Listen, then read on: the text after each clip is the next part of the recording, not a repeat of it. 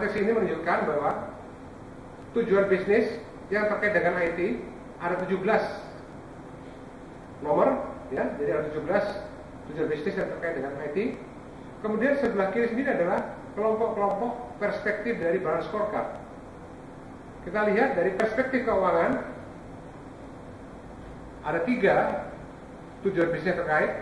Misalnya yang pertama adalah penyediaan pengembalian investasi yang baik dari bisnis yang dibangkitkan PI. Kemudian perspektif pelanggan ada peningkatan pelayanan dan orientasi terhadap pelanggan.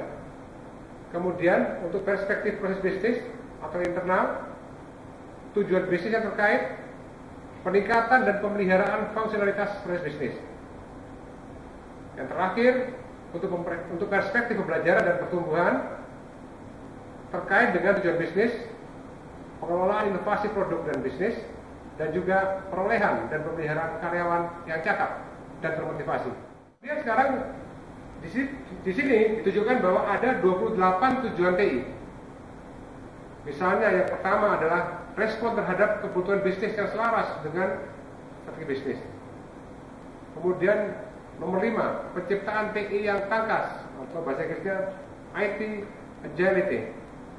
Yang terakhir, nomor 28, jaminan bahwa TI dapat menunjukkan kualitas layanan yang efisien dalam hal biaya, perbaikan yang berkelanjutan, dan kesiapan terhadap perubahan di masa mendatang.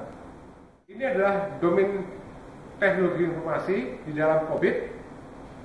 Kita perhatikan ada 4 domain: plan and organize, dan yang paling bawah adalah monitor and evaluate.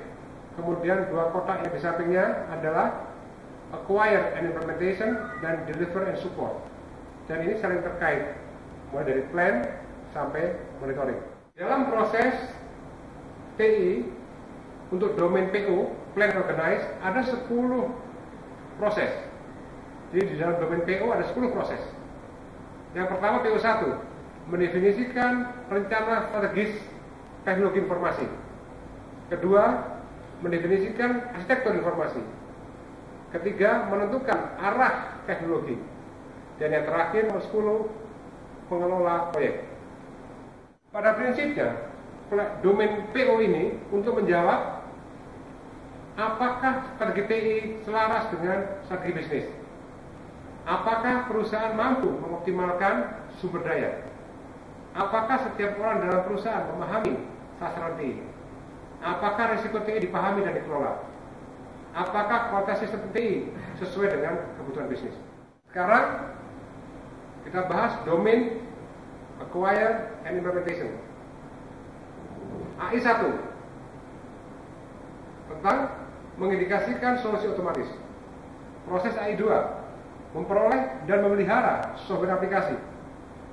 Yang terakhir AI7 tentang instalasi dan akreditasi solusi beserta perubahannya.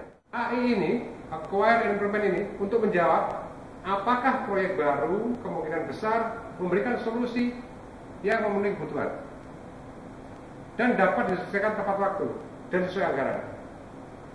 Kemudian menjawab pertanyaan, akankah sistem yang baru bekerja dengan semestinya saat diimplementasikan. Yang ketiga, dapat menjawab akankah perubahan dilakukan tanpa mengacaukan operasional bisnis saat ini. Dalam domain delivery and support itu ada 13 proses. Yang pertama, mendefinisikan dan mengelola tingkat layanan. Yang kedua, mengelola layanan pihak ketiga.